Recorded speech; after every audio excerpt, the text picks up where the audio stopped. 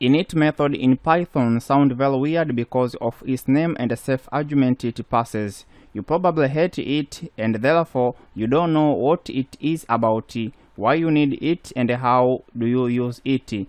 So in this session you will learn what is init method, why you need init method, and how you can use init method in Python.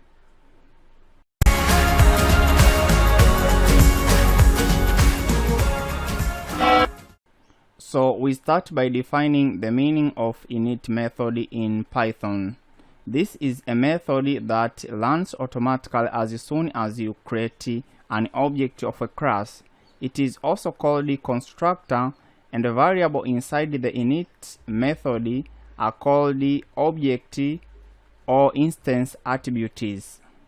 I'll run this Python script to show you how the init method is automatically executed once an instance of a class is created. So in line number 5 you can see emp1 object of class employee is created, and on line number 6 emp2 object of class employee is created. So I'll run this Python script and see the output. You can see we can get the output employee object is created twice, and this is output from init method. We have two output because we have created two objects or two instances of a class. So if I have to comment this, hope you will see only one output from Python terminal because only one object of a class is created, right? So that is the meaning of the init method. It is a method that automatically runs or automatically executed when an object of a class is created. Why do you need the init method in Python? In short, it is used when you want to define and initialize the attributes or variables of an object. For example, here you can see this is class employee, and inside the init method I have defined the name and salary as attribute of an object, and also initialize it, okay, by passing the argument name and salary in init method. So what does this mean? This means that for every object of employee created must have a name and a salary.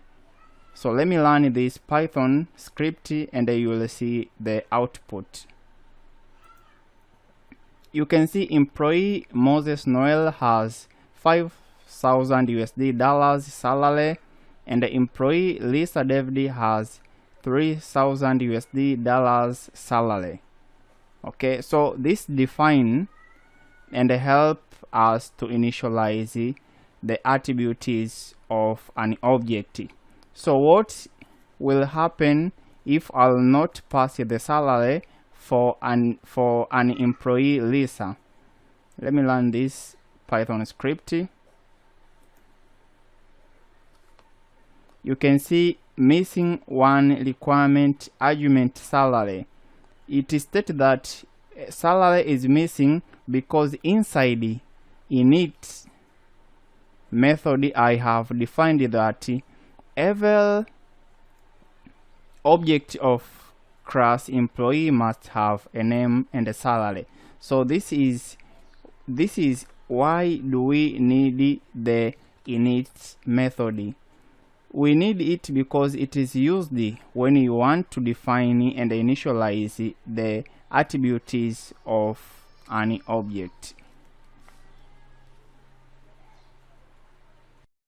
In short, this is the reason why do we need the init method in Python and how to use it. I'll show you another example here. Okay, so in this Python script there is class employee, and what is used here Here we created employee 1, and in these 3 lines we set the attribute of an object emp1. Okay, we set the name, age, and the salary. Then after we created another object emp2, then we set the name. But by using the init method, you can define and set the attribute of an object in few code of line instead of hard coding this a lot of lines. Okay, you can use the advantage of init function to define and set the attribute of an object. So this is an end of our session about init method. If you find out this video useful, do not forget to like, share, comment, and subscribe. But I would like to know, how do you feel when you see the init method in Python? On my side, I was feeling very bad by asking myself, what does this function, what does this method do? Why do I need it? I hate this method. So put comment below by sharing your experience. How do you feel when you see the init method in Python? Thank you, and see you in the next tutorials.